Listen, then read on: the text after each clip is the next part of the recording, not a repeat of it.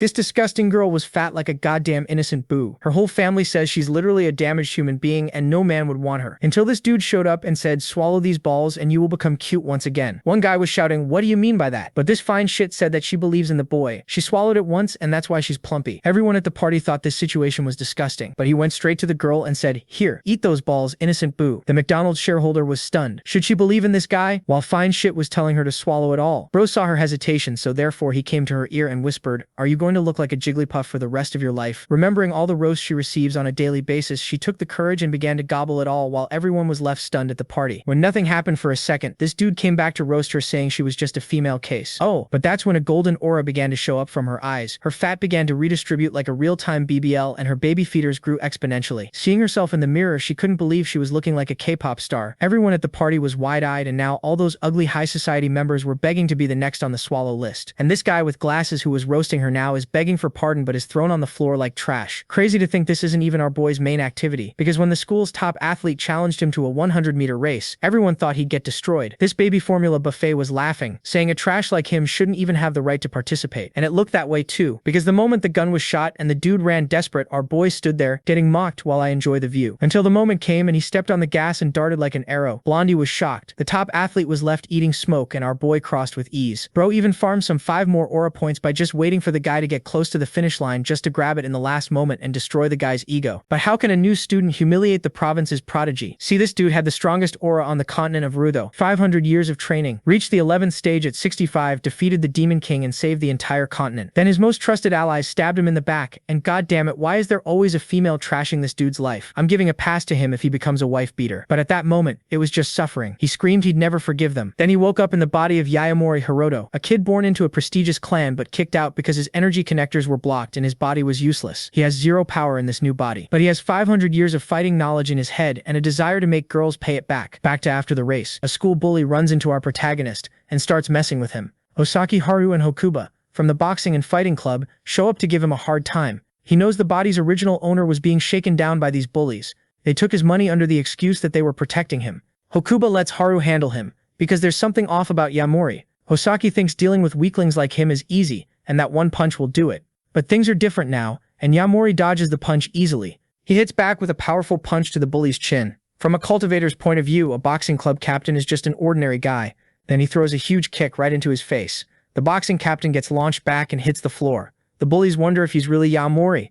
Our protagonist asks if they're scared of him. Those assholes don't care and come at him, but he grabs both of them and they cry out in pain, saying they were wrong. The two drop to the bathroom floor and cry, begging him to let them go. Meanwhile, the other bully who took the kick starts getting back up. He charges the protagonist to throw another punch but gets hit and goes flying. Threatening him, the hero says that next time he won't get off so easy. The ones left on the bathroom floor with their hands hurt think he's a monster. Saying they were wrong, they ask him not to come near them anymore. But the protagonist has other plans. They don't get it, and Yayamorei says they took stuff from him that he wants back. The bully immediately gives back what he took from him. Our protagonist knows he went too far, but those idiots won't have the guts to tell anyone. The school has too many people and it's an annoying place, and he wants to leave as soon as possible. Luckily, he also got a bit of money from his enemies.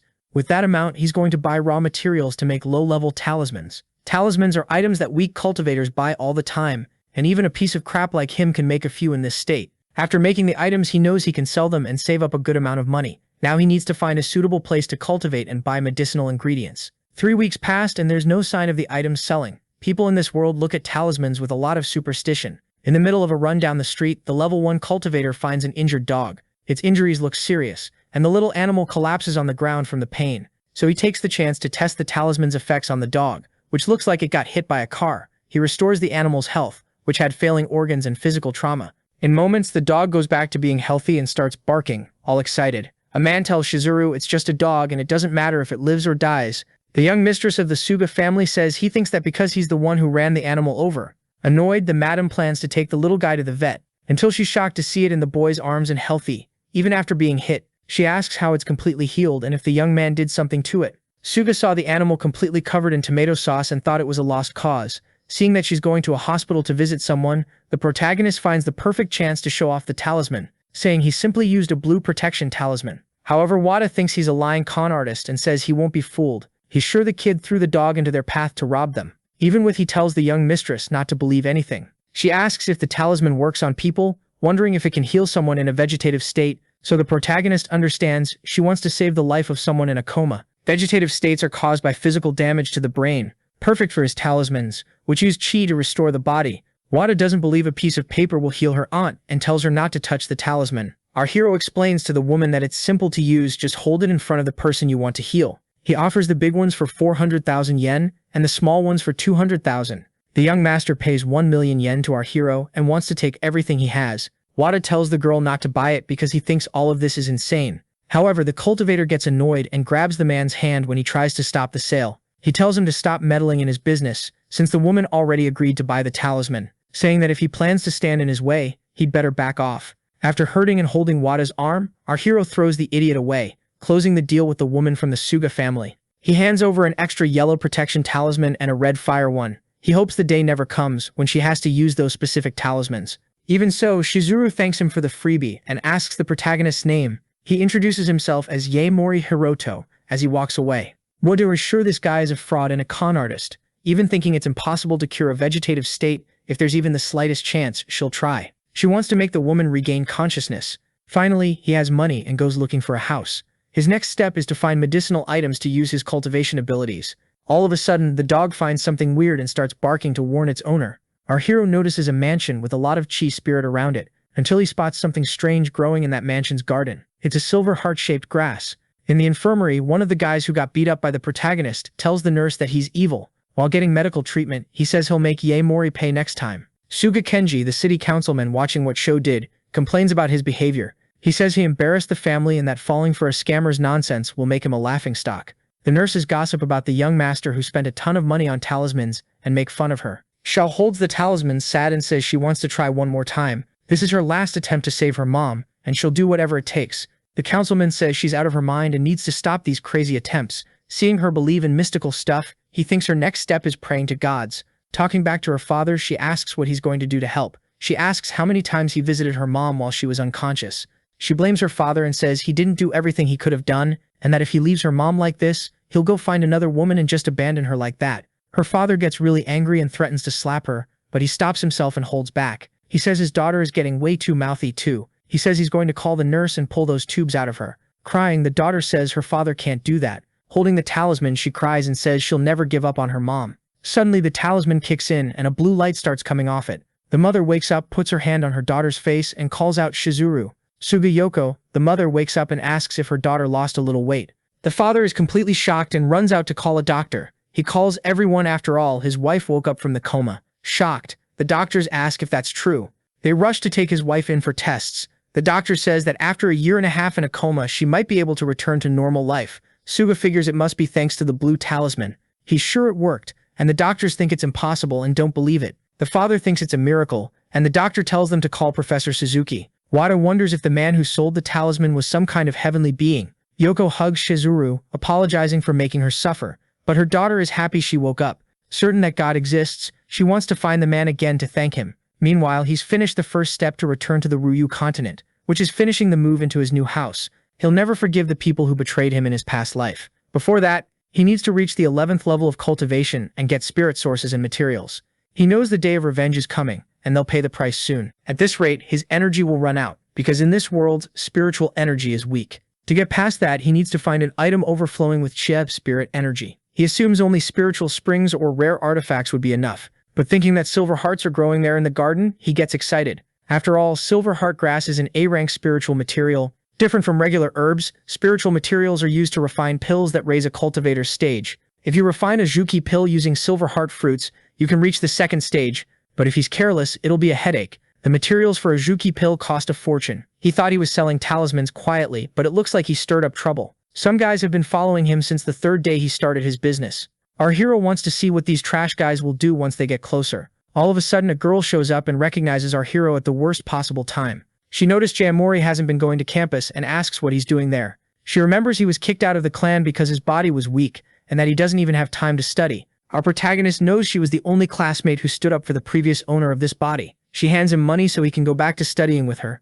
Yayamorei doesn't take the money and apologizes because he's got business to handle now. The girl figures he must be dealing with some kind of problem. Meanwhile, the hero notices there are 7 hostile enemies on the left and 3 on the right. He knows he can take all of them out in an instant. Our protagonist starts running, and the knife-wielding enemies chase after him. They go into an alley the MC headed toward. When they get there, they notice there's no way out and start trying to scare him. Yayamorei tells them all to come at him at once. The group of 5 scary-looking people stops in front of him, all armed. A bald guy gets ready to fight and says this is gonna be fun. Our cultivator asks why they've been watching him and following him for days. The man says he's got some nerve selling items like he hasn't made a massive pile of enemies. They ask why the young mistress of the Amatani clan is interested in a guy like him. That woman was almost the MC's fiancé, and he thinks it's over the top to kill him just because the marriage fell through, so he's going to force the answers out of them. The girl sees the Yakuza members trying to take Yayamorei out and is shocked. She thinks he can't beat armed gangsters with the fragile body he has. The girl decides to call the police to save the boy's life. A Yakuza member calls her a lost alley cat and asks what she's doing on her phone. He snatches the phone from her hand with a psycho look on his face. The gang members call him boss and are happy he showed up. Our hero sees Mochiyama being yanked by the hair, aggressively by their leader. The leader calls him a conqueror, because first it was Setsu Amatani, and now this little girl. She screams for Yayamorei to run because they're all armed. She also says they can't lay a hand on her because she's the daughter of the Keijo Mochiyama clan. However, the bald gang leader mocks the Mochiyama clan. Then he says that if they bury her there, nobody will ever find out where she went. The girl gets really scared, and the psycho says if she wants to blame someone, it should be her own stupidity. Right as he tries to stab her, the protagonist reacts and charges straight at him. He takes the knife out of his hand and pins him to the wall. Makayama wonders if that really is Yayamorei. After all, he's really different. Our hero threatens them and says he'll only ask once, who sent them there. Somewhere else, they inform Inspector Kaya that the Scarfaces group is making moves in the alleys on East Street with a kid involved and a woman being held hostage. The investigator starts driving fast, full of adrenaline, and calls for backup without alerting Chief Onaga. He tells them not to act without thinking, because they're traffickers and they won't hesitate to kill people. With no response, he starts pressing the guy on the radio to see if he heard what he said. But his colleague says, terrified, that they won't need backup anymore. He points out that the kid he mentioned earlier took down the entire Scarface's gang. The bald guy asks if he really is the Yayamorei clan's trash, and says his gang won't be beaten that easily. The MC asks if it was the Amatani clan or the Yayamorei clan. That gave the information, threatening him by saying he has only 3 seconds to answer. Begging, the bald guy asks for more time to answer. Our hero wasn't going to give in, but the police show up and order him to kneel. Inspector Kaya tells him not to finish the man off, or he'll sink to his level. Then the protagonist wonders if the police showing up there was just a coincidence. He could easily create a way out of this situation, but he doesn't want to reveal his real powers. That's why he decides to let the bald guy go. The gang leader, who's in shock that he's still alive. With his current strength, he can't take on the government, and has to give in to police pressure. Kaya finds it hard to believe this kid took down a gang by himself, wiping out all the gangster dealers in one go, all on his own. Kaya Haruki introduces himself to Yayamorei as an inspector from the Numi City Police. Mochiyama greets him too, and the inspector says he'll clean up the mess, and they don't need to worry. Rakahara Fumiya, a police officer, also introduces himself to the two of them. Our hero gets worried about the government watching. After all, they saw everything and showed up really fast. They'll need his statement and will only focus on what happened in the incident. The police chief shows up and says they would have let the culprits walk if he hadn't arrived just now. Onaga Raizu accuses the student Yayamorei and says he's being arrested for assault. He shows the paper with the arrest warrant. Mochiyama is furious. After all, the guys on the ground attacked them first. Onaga says all he saw was the kid beating them up for no reason. Kaya thinks what Raizu is doing is ridiculous, saying everyone knows those men are drug dealers. When the inspector calls them trash, that seems to piss off Superintendent Onaga. He says he could take his badge for challenging his boss. Kaya calls him an asshole, and the bald cop tells him to calm down so he doesn't lose his job. All of a sudden, Yayamorei speaks up, telling them to take him in. He knows some big shot in the government pulled some strings to frame our hero. This kind of thing is going to keep happening, and the MC is going to use it to gather information. He asks Onaga how he knew the kid was a student. When he gets questioned about that, the cop gets irritated and realizes he slipped up. After giving a lame excuse, the MC asks if his boss wants him to keep an eye on him. Onaga pretends he doesn't know what our hero is talking about and tells him to get in the squad car. Holding the superintendent's coat button, he says that's a shame. The man is in shock after all. He didn't see him taking his button. Our hero says that next time they meet, he'll take more than just the button. Onaga wants to make him regret that and gets really mad at the student. Some time passes, and inside the prison, a cop bangs his baton on a prisoner's bars. The cop says the target will be there soon and the order is to eliminate him. That sinister prisoner closes his book and says he understands his mission.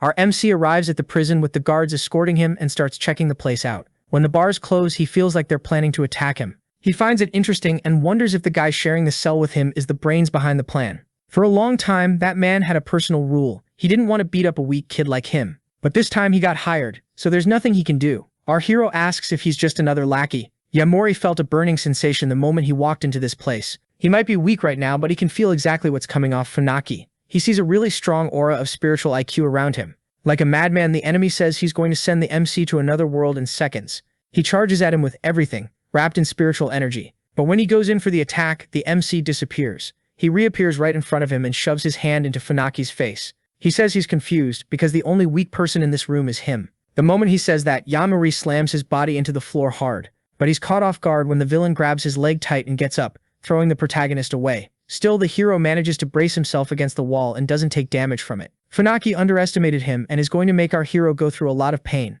But in the very next moment, he just gets popped in the face. When he looks up, he sees death and tries to defend himself. Even so, he takes a brutal kick that sends him flying to the other side of the cell. Our protagonist stays steady on his feet while his enemy is badly hurt. Funaki runs at him, winding up a massive punch and tells him not to get cocky, but he eats another one, right to the gut, feeling intense pain and flying back again. He keeps wondering why this is happening, and Yayamorei walks up to him again. Radiating a ton of spiritual energy, he throws yet another punch at the enemy, landing it on his face and driving his head into the floor hard. Holding his face against the ground, he asks who sent him there. He also asks where and how he got spiritual IQ. Onaga on the phone asks what kind of monster the student he just arrested is. The person on the other end of the line thinks he's a screw-up from the Yayamorei clan, not a monster. The superintendent wouldn't call him a screw-up. After all, he took care of the enemy without much trouble. Meanwhile, our hero waits for an answer from Funaki, who's on the ground beaten up all over. He assumes Yayamorei is on a whole different level from ordinary men, like himself and everyone else. Our hero wonders if the people he's talking about are the cultivators of this world. A few years ago, Funaki met an old monk in Ryuja, who channeled his spiritual chi into one hand and sliced a giant tree like it was nothing. That monk gave him a bottle of divine water. As the years went by, he kept drinking the diluted divine water, just like the monk told him to. Little by little, his body changed into something beyond normal. This divine water the protagonist recognizes as spiritual liquid drawn from springs. Spiritual springs only exist in places with a huge concentration of spiritual chi. Our hero asks if Funaki has gone beyond the limits of a normal human, and why he takes orders from them. The villain explains it's because of his son, who suffers from lateral sclerosis. However, the divine water didn't work to cure his illness. That's why he wanted to make money. When our hero hears about ALS, he knows he can fix it. Funaki is stunned and the MC explains that giving spiritual liquid to ordinary people risks hurting them. But he can do it using a talisman. Funaki is surprised and doesn't think something that good could be real. To prove it, the MC uses the talisman on the man and all his wounds heal instantly. Our reincarnated guy is going to give the man a chance. He asks him to reveal the real identity of whoever's behind all this, and his son will be cured. If he refuses, he'll be taken out right now by our hero. Funaki confirms his theory that Yayamorei wasn't just some ordinary guy. He says the man who contacted him to take him out was Hashimoto Kosei. Someone on the phone says Onaga got scared of a small fry from the Yayamorei clan. That person is Hashimoto Kosei, owner of the Kozan Club, and he's going to pick up where he left off with the person in front of him. He asks the person what cut of meat they want to eat and whether they'd like something to drink. In front of him is a woman, chained up and gagged, desperate, crying. Kosei stands up and says she's a bad girl who doesn't even know basic manners. He yanks the tape off her mouth, hurting the girl, wondering which tooth he'll pull next, so she learns another lesson. After saying that, he pulls one of her teeth with pliers, causing the woman intense pain. His butler warns him that Lord Suma contacted them about Hiroto Yayamorei's situation. Kosei says he already assigned that job to some thug from Ryuja, and that he'll personally head to the police station later.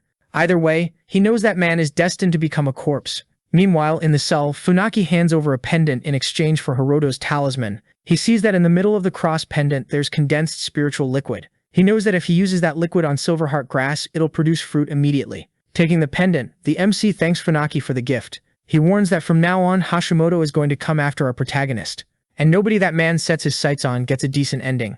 Hiroto tells him not to worry as long as he keeps their deal in place. About Hashimoto, the MC says he'll make sure to send his regards to him. At Newin University, a classy woman steps out of an expensive car. The woman who bought the talismans didn't believe the boy was the Yayamorei clan exile, until she saw the photo with her own eyes and was sure it was him, and the boy is her freshman too. Saki talks to the college president about what happened to the protagonist, but he doesn't want to get involved. But the girl is determined to get him out of the chair. Shizuru walks into the room right then and sees they're talking about Hiroto Yayamorei. Meanwhile, in Superintendent Onaga's office, the cop is furious with him. After all, the man is letting a gangster walk out of prison after chasing him for years. Kai accuses the boss of abusing his power. His boss says he has no evidence, and accusing a superior of a crime without proof is serious. Kaya says he knows what his boss is planning behind the scenes. Threatening the young cop, the superintendent orders him to say what he knows. However, the cop gets scared and ends up not saying anything. At that moment, Shizuru and Saki arrive at the office, even with a cop trying to stop them. The superintendent gets mad at the guard for not stopping them.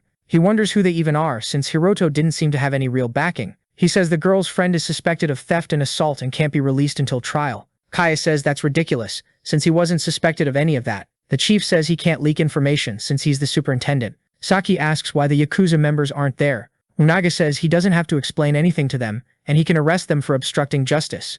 Shizuru tells him to try doing that to her and sits down while she waits for it. The corrupt guy orders the cops to put these people in the holding room and tells them to shut them up. They're going to be detained on suspicion of being accomplices of Yayamorei Hiroto, and Kaya Haruki is suspended for covering for a criminal and will be interrogated. Shizuru asks if Director Ogi is going to stay quiet if he just makes up crimes at random. Unaga threatens her for insulting a national public figure, which makes her crime even more serious. Shizuru says they're setting up coincidences for Superintendent Unaga. The chief gets irritated because she's making things harder. She says Yayamorei Hiroto's problem can be solved with money. Unaga says it's normal for influential people to have privileges, and she's no exception. He brings up the time she was attacked by Kaya and fought back desperately. In a threatening, manipulative tone, he says it wouldn't matter if he claimed everyone there lost their lives. Shizuru asks if Director Ogi heard that, and on the phone he says yes, since she called him in the middle of the conversation. The superintendent gets scared when he realizes their whole conversation was heard by Ogi. His boss says that for abuse of power and for threatening a councilman's family,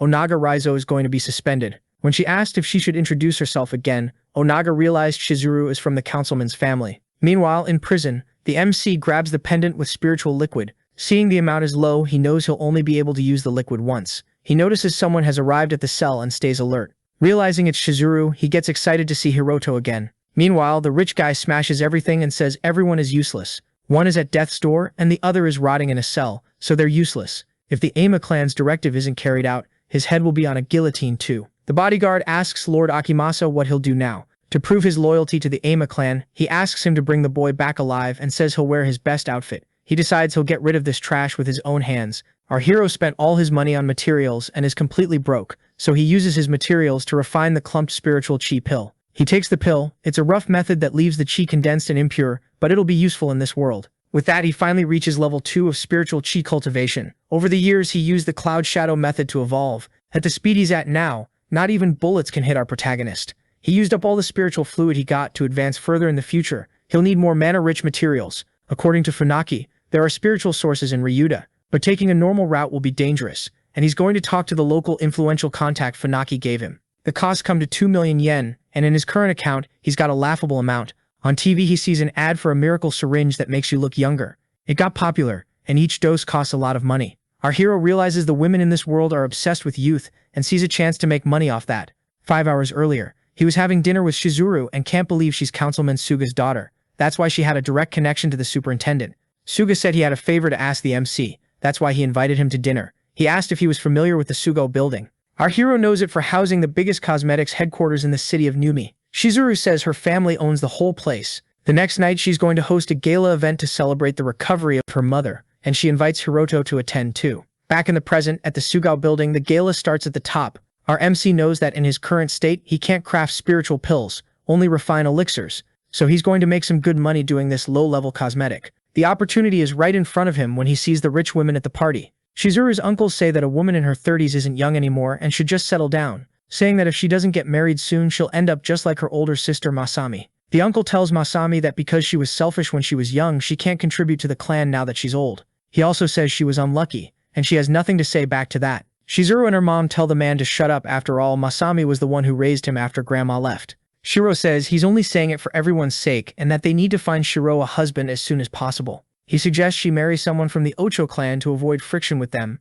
Masami says she has her own reasons for not accepting that, but the annoying guy calls her selfish and says she'll never get back the beauty she had when she was young. Right then, Yayamorei shows up saying he can do that. He says Shiro was disrespectful for calling her damaged goods. Shiro gets pissed at Hiroto and asks who he is. He starts calling for security, until Shiro steps in saying she invited him because he saved her mom. Her mom thanks him directly for selling the talisman that saved her life. Our protagonist is kind and tells her she doesn't need to thank him. Shiro thinks they fell for some con artist scam and that she woke up thanks to modern medicine. Hiroto finally introduces himself as a researcher focused on time and value. He's also a business partner of President Suga. Everyone thinks it makes no sense for him to be her partner and be in this setting, since they're talking about youth through products. So he decides to show the answer to that inside the box he's holding. Shizuru's aunt thinks it's funny and wants to see what kind of trick he's going to pull. He approaches Masami, asking her to give him her hand. Then he asks her to take the product that's inside the box. Shizuru starts yelling, accusing him of putting poison in that sketchy pill. The woman asks if it's safe to drink that. Shizuru says he's trustworthy and decides to take the pill herself.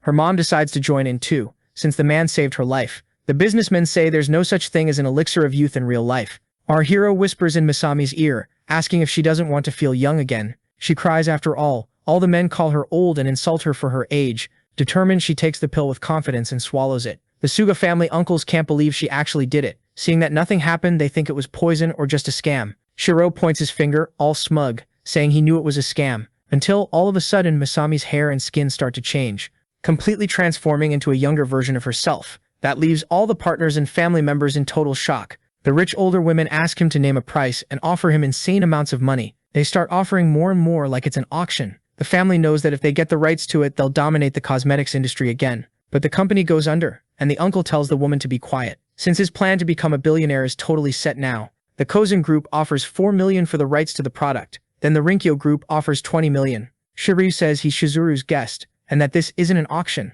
After telling everyone to calm down, he goes over to talk business with Hiroto. Shiryu offers 30 million and a 70-30 split of the sales. But really he wants 70% of the sales and to leave our MC with 30%, saying the Hoshisu clan's connections will help him a lot. However, Shizuru says the Hoshisu clan doesn't have connections anymore. Shuri gets angry because they're family, and she should watch what she says. He says she didn't care about the family at all when she lost 160 million of grandma's money. Pulling the Ocho clan's funds, the bank demands letters and asks if it should list them. Shizuru's mom asks if he ruined her mother's company. Shiro, shocked, asks how they found out. The girl knows he came to the event to suck her mom's money dry, just like he did with their grandma. She says she won't give a single cent to her maniac uncle, when he's the one plotting to profit. With no capital, he doesn't even have those 30 million. When she accuses him of trying to scam her mom, Shiro says that's not true. He drops to his knees, begs, and plays the worst siblings card. Annoyed, she says he let her down and that she helped his company because he said he'd changed. Kneeling and humiliating himself, he says she always helped him and covered for him. But she says she can't ignore his selfishness. After all, he destroyed their mother's legacy. She stands up from the chair and tells him to clean up his own mess. Shocked, Shiro asks if she's cutting him out of the company's business. Shizuru gives him the option of facing court and paying for what he did for the rest of his life, or selling his company to her for 1 yen. Suga tells Yayamorei there are real pros at this party who can do business. He says he'll introduce them to our protagonist. 40 million is fair for him, and he should keep 80%. And he needs to be careful, because everyone there is a vulture. Hiroto trusts her to handle the business side of things. After the fancy event, she gets in the car and they head to his place. She notices the place is huge, and he modestly says it's rented. He thanks her for the ride, since it saved him a long walk. Right then, the woman says they're friends and he doesn't need to thank her. When he's surprised she called him a friend, Shizuru doubles down with a friendly smile. On the way home, our hero thinks it over, and realizes this new life isn't so bad. But when he opens his front door, he sees a puddle of ketchup, and his dog looking beaten down.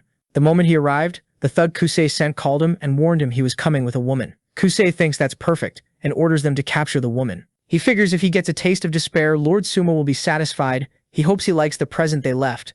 Our hero sprints toward the little guy and pulls out the knife. He throws his healing talisman and notices he's breathing, and he'll be able to save him with the item. However, right above him there's a man hanging from the ceiling with a knife in his mouth. He tries to attack, but the MC dodges and counters, leaving the other thugs in shock, while telling his dog to hide. Then he looks at the rest of the thugs and asks if they want to be taken down one by one. They all rush him at once, but our John Wick drops the first one. Another tries to attack but misses. He ends up with a messed up arm and then gets turned into a memory. The thugs change plans and grab firearms to start shooting at him. But right now, not even bullets can touch our boy. Meanwhile, the psycho blonde starts grabbing tools to do some nasty stuff. He moves in on Shizuru, who's crying in fear. The psycho asks if she really is Shizuru Suga, Kenji Suga's daughter. Suddenly, he gets a call on his phone and is told all his underlings were defeated. He's stunned to find out they couldn't beat Hiroto. When he hears Yamorei's voice, he says he really knows how to surprise people. The blonde warns our MC that he kidnapped the Suga family's daughter. Our hero says he's on his way there and tells him not to do anything to her, and not to drag innocence into this. On the phone, Kause curses our MC out for ruining his plans, and says he has 40 minutes. Yayamorei crushes the phone in his hands, so angry, and promises to find Hashimoto. Kause plans to film a trailer for this video. He pulls the tape off her mouth, and his guards start banging on his door. Annoyed, he asks what the emergency is, and his guards tell him the fire suppression system was activated in the warehouse. Kause had them remove the warehouse alarms in case the police showed up there. At that moment, the woman closes her eyes because she's exhausted, until out of nowhere, the guards go flying from the impact. With no strength left, the woman starts calling for Hiroto Yayamorei, assuming it's him. 1 hour earlier, Funaki in the middle of the night went to deliver an introduction letter to Ryuja. He got no answer on the phone and stops his bike at what should be the right address. Funaki wonders if he's standing in front of Yayamori's house. Then they tell Hashimoto that Hiroto Yayamori is back home, and Funaki hears it. He goes after them and sees the thugs who were planning to take out RMC. They also captured the woman in the meantime and put her inside a car. Funaki saw what Kause did, kidnapping Hiroto's woman and trying to kill him, sending assassins to his house. He started following the car that took Suga and sent the coordinates to the protagonist. Meanwhile, he interrogated one of the assassins who was in his house and made him spill everything. Hiroto asks the favor from Funaki, asking him to get his friend out of there, but he wants to take out the blonde guy with his own hands. Kause is furious at his guards because he demanded they cut the warehouse fire alarms. He says he'll check what's going on and tells them to stay on guard, while Funaki has already broken into the place. His security guys complain about this whole situation with the girl's kidnapping and his demands, until they notice the arrival of the buff guy, giving off spiritual energy. They ask who he is and what he's doing there. With a creepy look on his face, he tells them to be patient and attacks them with his colossal strength. He throws the guards away and finishes them off with his fists.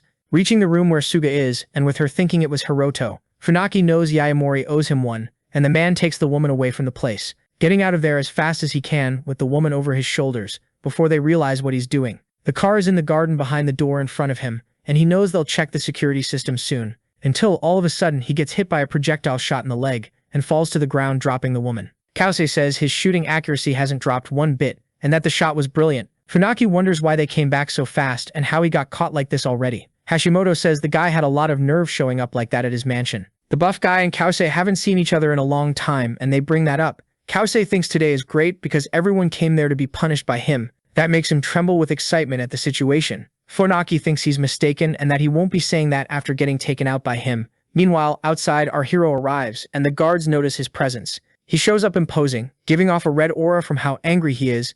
The guards ask if they can help him, and the protagonist already hits them without saying a word. He smashes one guy's face in, and he goes flying and destroys the front gate. The next one who comes at him, the same thing happens, and he wins with a single blow. Then he starts taking all of them down at once, without much trouble. At that same moment, Funaki has trouble facing all the guards and starts getting hurt. He thinks he shouldn't have taken this job, and that he can't even manage to save one girl. Kause says that after he kills the man, he'll send his kids and his wife to the other side to keep him company. But first, the psychopath plans to leave them in pieces. Right then, the front door is blown open with an explosion, and Hashimoto stops talking. He wonders who did that, and a silhouette appears behind the smoke. Our protagonist says the Reaper sent him to take Kause to the underworld. Funaki says the kid took long enough, and hands his partner a healing talisman, saying it'll work just like last time. The guards and Hashimoto start firing their guns, and the protagonist starts running, dodging the shots since bullets are useless against a second-stage cultivator. Kause is shocked by his speed, and right after that, two more get taken down. Seeing this, the blonde guy gets scared and starts running out the back door.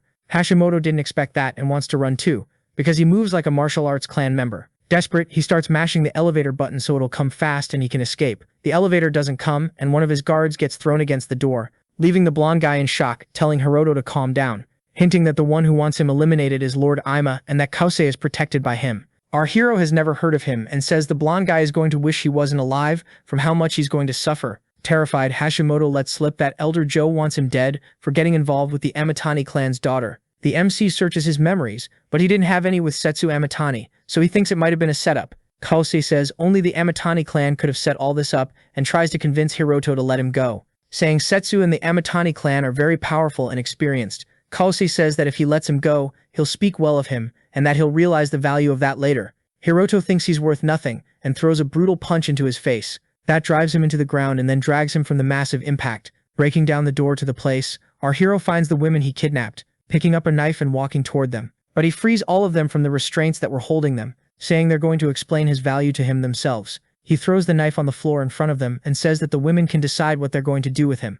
Hashimoto, injured, tries to say he has value and money to help the MC, but Yayamori doesn't care, and the women grab the knife and go after him, saying they don't want his money, and the only payment they want is to see him dead. After that, the reincarnated guy heals Suga with his green talisman. Our hero tells Funaki to leave. After all, he called the cops and they're already on their way. He says he'll come back right after handing her over to the police and making sure she's safe. Funaki knows he has the information she needs and wants to know his next move. Our hero says he's going to investigate the Ima clan and destroy them. Our hero defeated Hashimoto, but Suma is still out there somewhere. So he started training hard, and he's going to find his location as fast as possible and take him down. All of a sudden, someone rings the doorbell and he wonders who it is at this hour. He gets an invitation from President Suga with a message saying they'll leave as soon as his preparations are complete. He doesn't understand what she means by leave. He calls her saying he got the invitation and asks what the suit is for. She tells him to look inside the invitation, and it shows it'll be a party hosted by the Hashisu family. Our MC is surprised he got invited to a Hashisu party. Shizuru says selling the Zhuyuran pill will bring them closer to the family and that they'll dominate the pharma market in the city of Numi.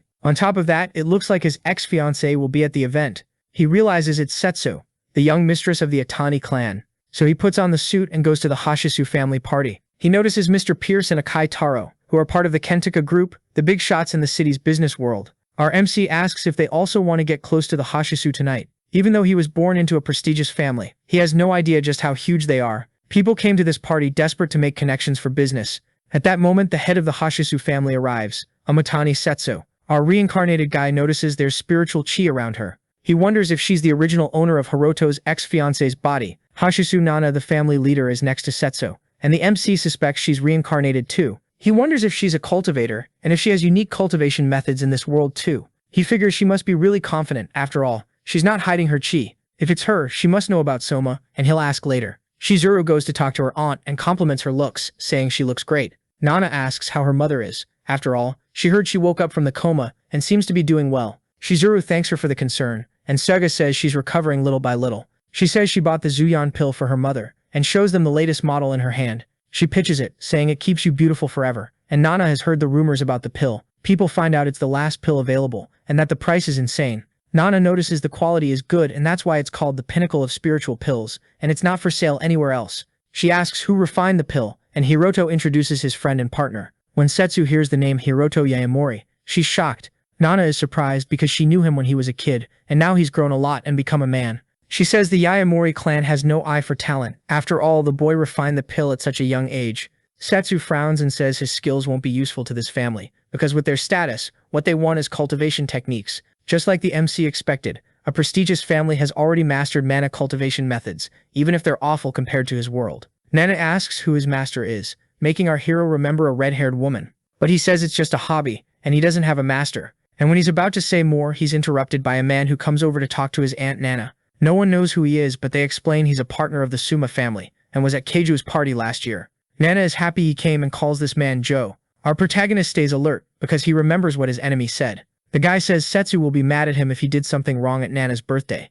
Nana introduces the young mistress of the Suga family to Shizuru. After he asks who she is, Suma Joe is captivated by her beauty and says it's a pleasure to meet her. Then he comments that he's heard good things about the protagonist and asks who he is. Hindi notices he's pretending and wonders how long he plans to play dumb. According to Hashimoto, Suma Joe is supposedly a cultivator, but when he tries to scan him looking for inner IQ, he realizes the guy is empty. After the handshake, Joe says it was a pleasure meeting Hindi no to Yayamorei. Then he greets Setsu, and our MC keeps finding him weird, because while they were talking he couldn't feel any fluctuations and thinks he's not a cultivator after all. Even when he heard his name, he didn't feel any killing intent coming from Suma. Dinner happens and everyone dressed up eats at the same table. Some fancy guy tells everyone to gather in the hall to dance after the meal. The couples start dancing slowly and the MC in the bathroom is still thinking about Joe not being a cultivator. He wonders if he got played and what reason the blonde guy would have to do that to him. Some random man comes up and asks Shizuru to dance, but she refuses. Someone tells him Shizuru is the young mistress of the Suga clan and wouldn't dance with him. Everyone who asks her gets rejected. Even the heir from the Katagiri family got turned down by her. Right when the man is talking about what kind of man she would accept, he gets blindsided. His friend points to the scene that's got everyone in shock at the ball. Shizuru inviting Hiroto Yayamorei to dance with her. Meanwhile, Joe leaves the party, getting into the limousine. He tells his guards not to let anyone come close. They obey, and Suma drives off. The guards wonder what Joe and someone else are doing in private. They've heard that Joe's guards end up losing their heads and don't even recognize their families afterward. They've heard the guards get swapped out day after day, and the last one suddenly disappeared. Suma gets slapped and gets chewed out for holding another woman's hand right in front of Setsu. The man apologizes, but a man with golden rings releases spiritual energy and says he'll only keep him alive because he thinks he still has the tiniest bit of use. But if he can't handle a simple task he's about to demand, he'll be eliminated soon enough. This is the original Suma Joe, the clan descendant, not the imposter who went to the party. The real Lord Joe gets out of the car and tells 2 guards to follow him to the hall. The guards notice the rumors were true and only one person got out of the car with Suma. They wonder what happened in the limousine and we see the disguised Joe tied up and completely restrained in the back seat. Back at the party, the real Joe apologizes to Setsu. because something urgent came up that he has to deal with. He notices Shizuru Suga is dancing with a man and can't believe it. After all, he's never seen the man she's dancing with right now. The two dance to the piano melody and look like they're staring at each other like they're in love. Until our MC pulls her closer to his body and she says he dances really well. She says that if they want to sell the Zuian pill to the Hoshisu clan, he needs to fit the vibe of the party. The body's original owner learned ballroom dancing, and thanks to the second stage of cultivation, his balance is flawless. Nana asks if Setsu didn't know about the boy's insane dancing skill, and she says that even if he's a good dancer, he's still just a commoner. Nana notices the girl was watching everything closely. Jomor notices Yayamorei has talent for dancing too. Suma tells Nana he just met Hiroto, and she didn't expect that. Even with the power of the Ama clan, Nana asks if he can't look into the past of a renegade child. Suma says they don't want to cause trouble in the city of Nayumi, because it's Hoshisu clan territory.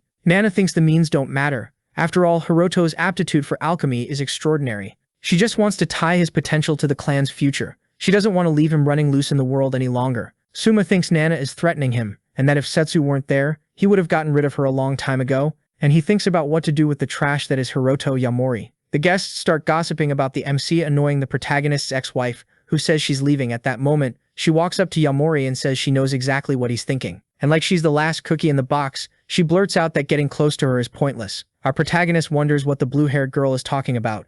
Annoyed, the girl thinks refining pills won't make him rich and will only cover his living expenses. Our hero takes a sip of wine and doesn't answer, while she tells him to focus on himself and not on her. Hiroto snaps back hard, asking who she's even talking about in that little speech. She says the spiritual chi she's giving off isn't on purpose. It's because she doesn't know how to control it. The girl is shocked and asks how he knows that. He warns her that forcing cultivation can speed up absorption, but it'll destroy her body. She asks how a mere mortal could know that, and the MC says he can fix her problem. The girl doesn't seem willing to believe his pointless accusation. Hiroto tells her to believe whatever she wants, and he doesn't care if she refuses and loses her body. After all, the girl is running out of time and he wanted to help. She can think of it as a business deal, and he has a request for her. There's something he wants to ask Ima Jo. When he whispers what he wants in her ear, the jealous guy watches from afar, furious. At the end of the party, all the couples leave, heading to their cars. Nana catches up to the two of them as they're leaving together. She's interested in the Zuyuan pill and asks them to spare a moment to talk. Noticing she came to talk in person, he figures she wants more than just the pill. She says the protagonist and Suga have a lot in common, since after her parents died, her uncle started deciding her whole life. Luckily, she was recognized as a cultivator and loosened the chains that were holding her down. Now the MC understood why the girl's body is basically destroying itself, since she's trading her lifespan for a higher cultivation foundation. Nana is telling him this because she did everything she could to help Setsu, but her condition can't be cured. Just like Shizuru's mother, nothing works on the madam. That's why she wants our hero's help to save the girl. Aunt Nana is the president of the Traditional Medicine Association and trusts Hiroto more than doctors do. Even though it's true he can refine talismans in addition to pills, he realizes the legendary business cultivator they were talking about was him. Our hero compares it to the Ruyi continent, where cultivation methods were primitive. Besides that, Nana is also interested in the pill he's carrying and wants to do business with him on behalf of the Hoshisu clan. With Auntie in control, the profits from the pill went up tenfold according to Suga. Auntie makes the request for help with Setsu official because she's a kind, delicate girl who deserves to be saved. When the marriage was annulled, she rebelled once, and that information surprises the MC. Suma steps outside the mansion and runs into Aunt Nana. After paying his respects before leaving, he notices Yayamorei and Shizuru with her. He thanks our hero and holds out his hand for a handshake, says he'd be delighted. If their paths cross again, Hiroto says he feels the same and that they'll meet again soon. The moment the MC grabs Suma Jo's hand, he feels something weird. He feels a lot of spiritual chi radiating from him, different from before. After that, Joe gets into the limousine and his bodyguard says there's a gift from Madame Setsu. When he opens Setsu's gift, he gets a butterfly origami and wonders what it means. He doesn't care and tells the fake Suma to hold onto it for him and not open it without permission. He noticed Hiroto is the same trash as before. He puts on his ring and lightning starts shooting out of it. Then he tells everyone close to the MC to wait, since they're going to die by his own hand. Meanwhile, the imposter holds the box with the butterfly origami, which glows green. Then we see that our MC was listening to all of this. We cut to another place where Nana is analyzing some flowers, until all of a sudden someone shows up and gets her attention, and she quickly turns around. A man radiating spiritual chi says he expected that from the one called the Genius of the 100 Herbs sect. Even with his serious injuries and his cultivation destroyed, his ability to sense spiritual chi is still as sharp as ever. Nana asks who this cultivator monk is, who showed up out of nowhere. If he's just an enemy, she plans to escape and not fight. The monk knows she's the leader of the Hoshisu clan, and is sure she isn't planning to run. Like the saying goes, a lion uses its full strength even when hunting a rabbit. Even with her abilities declining, the two of them are going to go at each other with everything they've got. Nana notices he's being cautious and asks what his goal is there. The monk wants her to go with them and not try anything stupid. Another monk shows up and thinks it'd be easier to break her arms and legs. Nana touches one of the plants that gives off a strange energy. She says she'll make sure to keep them entertained properly. The skinny monk covers his nose and mouth and tries to figure out what that purple dust in the air is. The fat monk covers his mouth and notices it's poison. As long as she keeps the green heartgrass in her mouth, the poison's effect won't affect her. This poison will buy her some time to think about what to do, and she'll try to escape while she still can. But a black shadow with red eyes rushes at her and captures her. That means the man in the suit who showed up is from the secret shadow cult. The man says it's true that he belongs to the Hidden Shadows sect, and that he destroyed the sect of 100 herbs that day. Nana says that day hasn't come yet, and there's no way they'd reveal themselves now. When she looks at his face, she's shocked by what she sees. Joe with Yayamorei's face, saying he's going to finish off the leader of the Hoshisu clan. Meanwhile, the guards use the shift change to eat and rest. They start arguing about what they're going to eat and what Master Joe is going to want to eat. Leaving the room, he uses the Shadow Cloud steps. He enters Joe's room with the green butterfly in his hand. He lets the green butterfly go to detect his target's presence. He notices the man isn't inside that place. Meanwhile, the fake Joe is in a room eating instant noodles and watching shows. He gets really pissed that he has to put up with this horrible treatment just because he looks like Suma Joe. He remembers the threats he got from the real Joe in case anyone found out about their scam, saying he was just a fake being kept alive by him and would never become someone real. Annoyed, he decides not to follow the order not to open the box he was given. So he opens it, and the green origami butterfly starts flying around the room. The fake doesn't understand what that is, and behind him the MC appears. He asks if he recognized him and now understands why he didn't feel any spiritual IQ. As he gets closer, he says he's a fake and asks where the real Joe is. Somewhere else we see a group of extras waiting for the MC to show up, and he's walking along thinking about how there's a spiritual vessel in this world. That means some really strong guy is backing these families, because in a world with weak energy it should be impossible to forge a vessel like that. But if the Suma family has a source of spiritual energy, the story changes.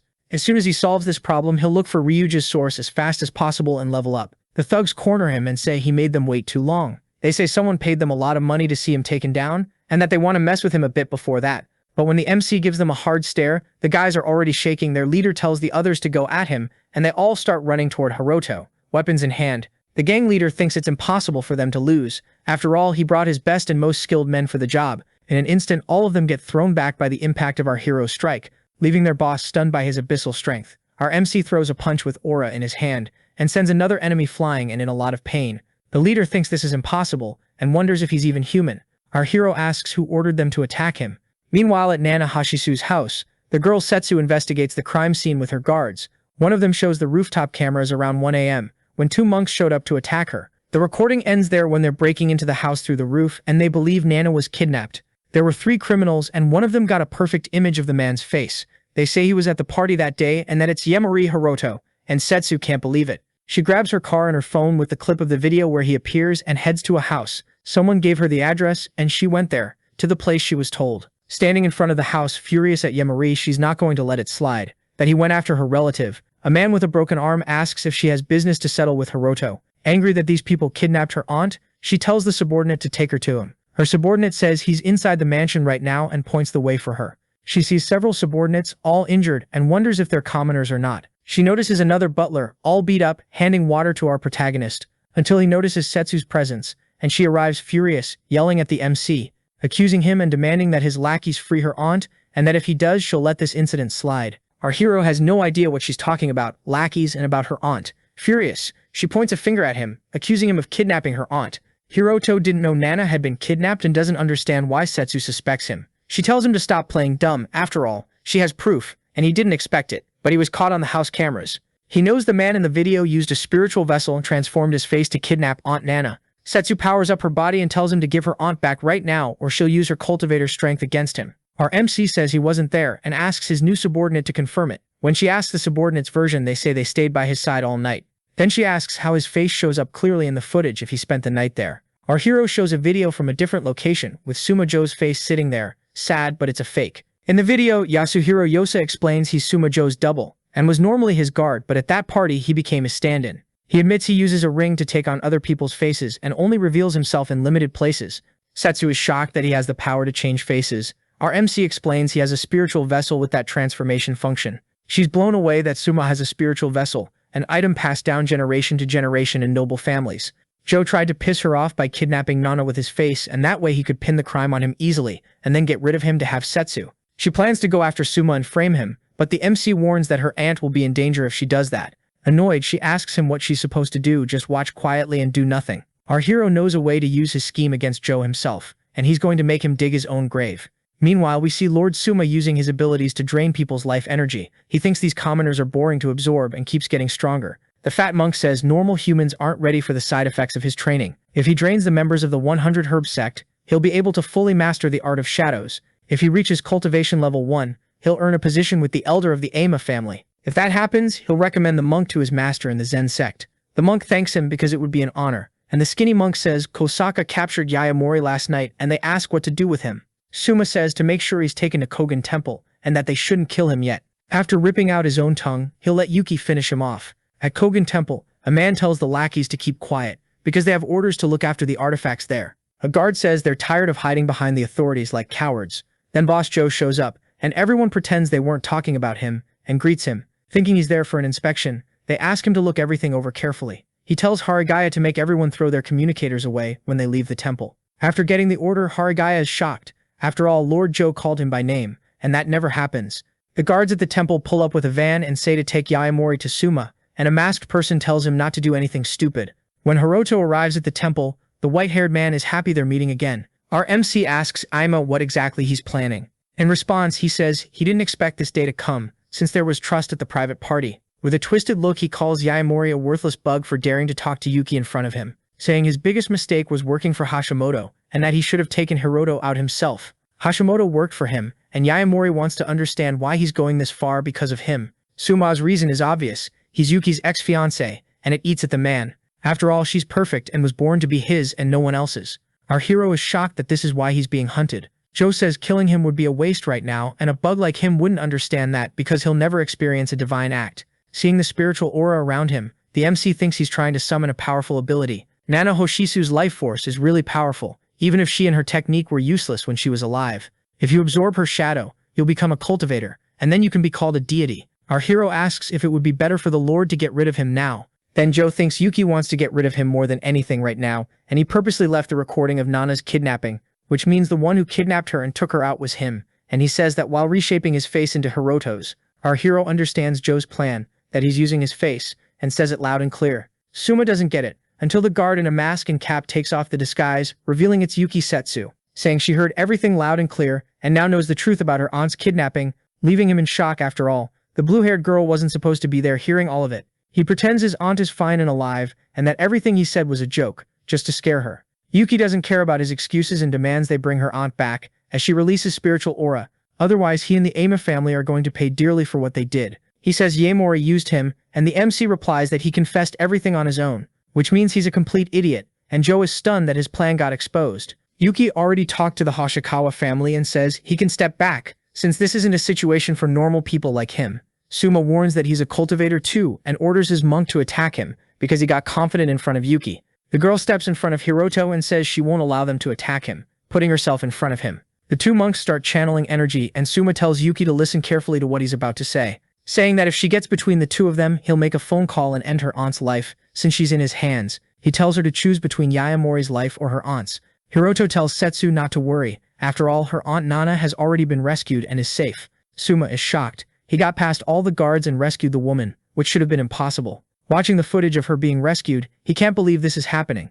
15 minutes earlier at Kogen Temple on the mountain trail, we see everything that happened. When all the guards were gathered with Nana, Joe's order was that they weren't to move until he called. Then he looked around to see if no one followed him and saw a message from his guard who betrayed him, telling everything to Yayamorei. Hiroto and Yuki wonder if Hiroto predicted all of this would happen. After all, he rescued her aunt really fast. They wonder if he's really the Yayamorei they knew. Suma and Joe order the monks to take Hiroto down and they rush the boy. In response, Yuki also charges at them, but the monks activate a spell. Pink mana arms grab her arms and legs, stopping her from moving. While she's trapped, unable to react, Joe tells her to watch Yamemore's pathetic death. The girl gets scared as the monks go after the boy, telling Yuki she can't protect anyone. She starts blaming herself for underestimating Ima Joe and for not having come there. At that moment, the MC dodges the monk's combined punch, coming at him with everything. He kicks one in the face and slams the other into the ground with all his strength. Yuki sees Hiroto Yamemore's real strength and is surprised. The monk who got thrown spins in place, gets up, and wastes his substitution talisman he'd been given. Suddenly, the protagonist appears behind him like a monster, winding up another punch. Seeing how fast he moves, Suma thinks no human should be like that. Then he realizes Yayamorei is a cultivator and sees his spiritual aura pouring out really strongly. At that moment, Yuki is sure he really is a cultivator. The MC has been wanting to meet him for a while after all. He used his men to capture him and attack him. He plotted his murder using Hashimoto Akimasa and also kidnapped his friends and attacked his pet. He remembers someone saying that having him buzzing around like a fly was really annoying. That's why our hero wants to finish the man off as fast as he can. Since our hero is a cultivator, Suma is going to use something he didn't plan to, because the price to pay is really high. And then a giant being made of spiritual energy starts to form around him. The two fallen monks get consumed by that weird purple energy. Our MC knows a transmission technique made humans in this world develop methods like what Joe is using. Those useless monks are part of that, and Joe wants to get stronger. He's going to absorb the cultivators to make his shadow technique stronger. Absorbing 1 would already refine it. Absorbing 2 will put him on a whole other level. After absorbing the monks who end up drained on the ground with no life force, he raises his cultivator stage. Our hero is shocked that he absorbed 2 people's cultivation at the same time and got stronger. The monster around him opens an eye and keeps getting bigger, radiating more energy, and Suma says Yayamorei is going to be the next one to get absorbed. Setsu underestimated Lord Joe and never imagined he had this kind of overwhelming power. She feels like it's her fault for bringing our MC to this place to suffer. She yells at Suma to leave Yayamorei out of this. After all, his problem is with her. Annoyed, he's mad that she's been protecting that trash until now. He starts unleashing even more spiritual power, and the monster behind him gets bigger and radiates more. He charges at Hiroto, wanting to send him to hell. He's so furious at him. When he swings an attack with the claw of that giant energy monster, the girl screams for the boy to run and get away. When it looks like the claw hit our hero, we see he dodged it flawlessly.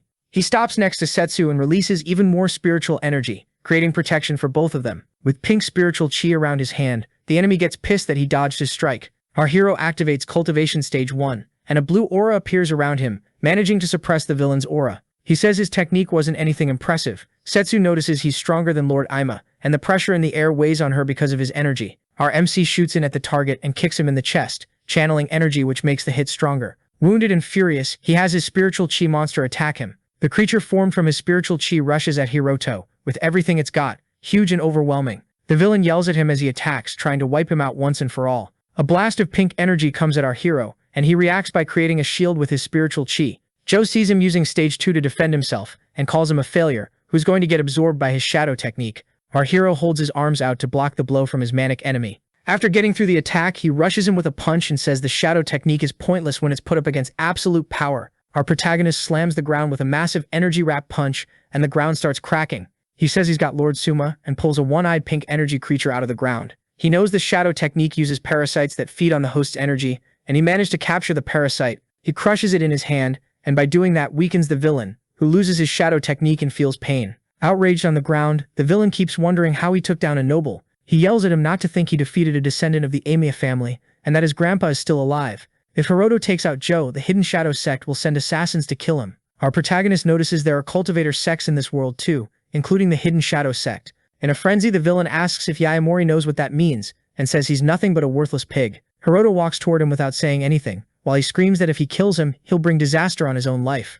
Lying on the ground, he gets more and more scared, asking why Yayamorei is getting so close to him. He swears his clan will come after him to assassinate him, and tells him not to finish what he's about to do, saying that if he spares him, he'll guarantee his survival, and he apologizes for what he did to Hiroto. He starts begging to be spared, and our hero says it ends now. He throws a massive brutal punch that drives him into the ground and creates a devastating shockwave that reaches Setsu. With a terrifying look, he finishes Suma Joe, who's crushed into the ground, defeated. Our hero says it's over, and he got word that Nana is fine and has already come back. Setsu thanks him and says she thought he was just an ordinary person this whole time, not a cultivator. She realizes that in the end she was the one who didn't know anything. Our MC says that even if she didn't show up, he was already ready to fight the villain alone. He takes Amima's spiritual vessel, which is pretty rough looking, and makes it obvious it was made by a stage 4 cultivator. The woman asks why he got kicked out of the clan if he's that strong. He could have even been the head of the family. Our hero says he has nothing to do with that family anymore, and says he's still not that strong since he hasn't reached the 3rd stage yet. The girl is aiming for that cultivation stage, so she can get away from the Amitani family and become a free, officially recognized cultivator. Like he promised, Yayamorei is going to fix the problem with her body, which is almost about to explode. He shows her a dispersal pill, which will release the energy trapped and built up in her body that's destroying her. When she hears about releasing her energy, she wonders if she'll lose her cultivation abilities. She says her cultivation method is complicated, because on top of failing to progress, it's also going to shorten her lifespan. But if he does this and she takes the pill, she'll become an ordinary person again. Hiroto says no, because that's part of their next deal, and asks if she wants to know what real cultivation actually is. After that talk, the girl knocks on his door, really shy. She brought the things the way he asked and plans to stay at his place for a bit. When he notices her face is red and tries to figure out why, she avoids explaining and goes inside. Then she asks if he's going somewhere far again this time. Our hero says he's not sure this time and is standing in front of his garden with the magical flowers he planted. As soon as things with Ama settle down, he's going to Ryuja to look for the spiritual spring they told him about. The energy coming off the Silverheart grass is surprisingly gentle, and training near it will be good for Setsu's body. Right then, his pet puppy shows up, and the guy explains that he's going to teach her proper cultivation techniques. While he's gone, he wants the girl to take care of his dog and his garden. She gets attached to the dog and asks what his name is. Our hero says the animal doesn't have a name, and Setsu says names matter because they give you a place in the world, and that he should name the dog. Our MC calls him Roku, and the dog reacts with happy barking, like he liked the choice. Our hero picked that name because of someone from his past life who apparently trained him. Roku taught him the fighting moves he learned. After that, the girl takes a bath and asks which room she's going to sleep in. Our hero tells her to use the guest room, which is already clean. She asks what's going on with the Ama family, and the MC says it's already been taken care of. Ama Joe isn't going to disappear from his higher-ranking relatives. On the Ama family mountain, we see Joe meeting his relatives. They ask if his uncle is coming out of seclusion today, and Joe gets scared when he sees the doors opening. As soon as the gate opens, a giant beast comes out, and an old man says 5 years fly by for cultivators, and thinking everyone waited for this old relic makes him feel honored. Ama Takuzo, Joe's great-grandfather, appears on top of a black lion with golden eyes. They congratulate him for reaching the 3rd stage, and say he's a legendary immortal now, and they pray his life will be longer and more prosperous.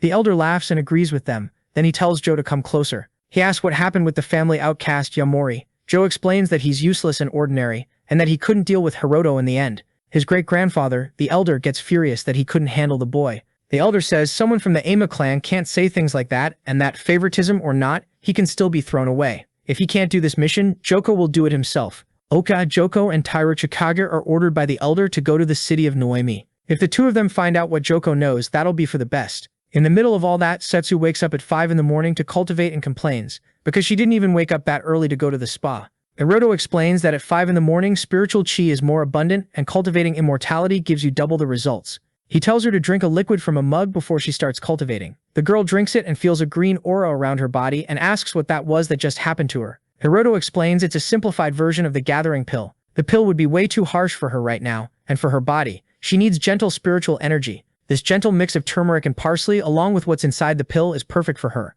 On his old continent in his other life, they use this mix for newborn babies. He notices that people in this world have really weak bodies. He tells her to change clothes quickly, and then he's going to teach her the real method of immortal cultivation. In a plaza, the two of them meditate on top of stones, and she feels embarrassed to cultivate there. The MC explains that the closer to nature, the better it is to cultivate spiritual chi, and the forest park is the best place. Some old folks in the plaza try to figure out what the two young people are doing, and realize it's spiritual energy cultivation. They think she must be close with the guy, since they're going through this journey together. Seeing the girl getting restless, Hiroto tells her to focus and feel the spiritual energy around her. Her previous method was to forcibly hold in spiritual chi, and her body was holding other violent energies. Normal people can't see those energies, can't use them, and can't protect their bodies from them.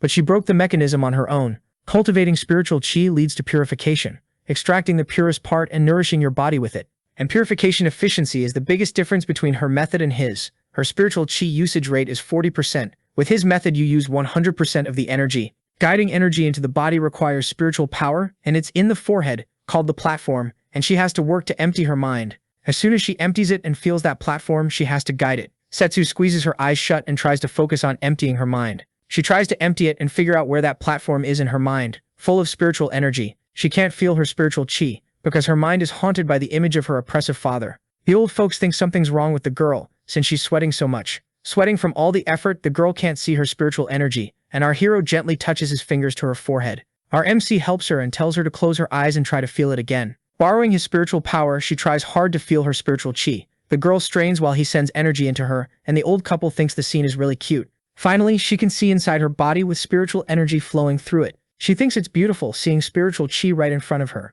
And the MC says that's the real complete appearance of spirits, which the naked eye can't see. Our MC breaks the connection and says that was enough for the first day of training. She needs to feel and guide her spiritual chi more. That way she can enter the first stage of immortal cultivation. The two go back home, and during her bath in the tub, Setsu remembers him gently touching her forehead and finds it annoying. annoying that her focus should be entering the first stage of cultivation, and nothing else, and she fights against her thoughts. A week later, the MC is at a place Snakehead gave him and wonders if this is really right. After a week, Ning can feel spiritual chi, and the energy pills will be enough to enter the first stage. With the strength she has now, she can look after her home without any problems. So he leaves for his trip without worrying and sees a vehicle arranged by Snakehead. Getting on the bus, the driver thinks he looks like a student to be going somewhere so dangerous. The driver says the bus is empty and he can sit wherever he wants and enjoy the ride. Our hero gets on without saying anything and notices some strange people sitting on the bus. Hiroto Yayamorei is finally following what his informant told him. They landed by plane in the city of Ninghai and the passengers start getting off. People arrive at the city airport and say they got the kid's address and they're going to deal with him now. Seeing the front of Hiroto's house, a thug wants to have some fun, since the last time he went out was 30 years ago. Our hero prepared a bracelet to protect the girl while he's in Ningth for her safety. A talisman with jade stones. If she's in danger, she should use it the way he taught her. President Su has her attention grabbed by her employee, who gets irritated because she isn't responding and is holding the bracelet and spacing out. Her secretary knows it was the man she likes who gave the bracelet, and she knows the president cares a lot about him. She tells Fang she needs her on a business trip, and the destination is a place she hates. She asks President Su for help, because she was wrong, and meanwhile we see the MC on a bus, out in the middle of nowhere. He's been on the trip for 6 hours, and it looks like every passenger has their own rations to make it to Lushi, until all of a sudden there's a hard stop that makes everyone jump up in panic. The driver tells everyone to stay calm and guarantees everyone's safety. Right then, a gang of thieves smashes the windows and doors and storms the bus. They come in armed with knives, and a passenger says this territory belongs to Hong and thinks they're from the Flower Gang. Without mercy, the killer plunges the knife into the passenger who said that and ends his life. Leaving everyone shocked, he says there's someone on this bus who shouldn't be here, and everyone can cooperate and figure out who it is. If they don't cooperate, the outcome will be the same as the man on the floor, already dead. Our protagonist figures they're after him and realizes he's caught up in this. One of the thugs walks up to him and tells him to stand up so they can see his face. Seeing him acting all sneaky, he asks what's in his bag. Another killer says not to waste words on people who won't cooperate and says they should be taken out immediately. Following his boss's orders, he pulls a machete out of his pocket and threatens the man sitting on the bus. But the person vanishes, and they feel a gust of wind inside the vehicle, which they find weird. Our hero comes up behind the thugs and hits them with a brutal punch, and the first one goes flying out the window. Hiroto says time really is tight, and they came for him pretty fast. The two left rush him with everything they've got, since he dislocated their partner's arm. Quickly, our hero smashes one in the face, and he spits a lot of blood and gets badly hurt. As one drops, he's already getting ready to hit the other with a huge punch to the face too. In moments, Hiroto takes out all the attackers without any trouble, and they're all down and badly injured. When he says it's over, the girl with her face covered by a mask and hood is really surprised. Our protagonist drags the thugs off the bus, ties them up, and helps fix the bus, which they damaged. Noticing the axle is broken and won't move, there's no phone signal, and if there are wild animals around, they're screwed because they can't run. The drivers are scared, not knowing what to do and not knowing what might show up out there. The MC could survive in the wild, but to get to Lushi it would take time and he'd have to find the informant again. The hooded woman asks him to take her to Lushi. In return, he can protect her until the city of Giban. Hiroto says he's not interested, and she tells him to think again. After all, without her he won't find Lushi. Our hero knows the group came after her because of what's in her briefcase. He asks what makes her think she can negotiate terms with someone who's being hunted. She says she gets his point, but tells him to wait a moment. She introduces herself as Wendong from Lushi, and says she knows he isn't going to the city for money, but to find sources of spiritual chi, and she pulls out a sample from her briefcase. So the video ends here. If you don't want to miss the next part, activate the notification bell, and see you next time on Tob's channel.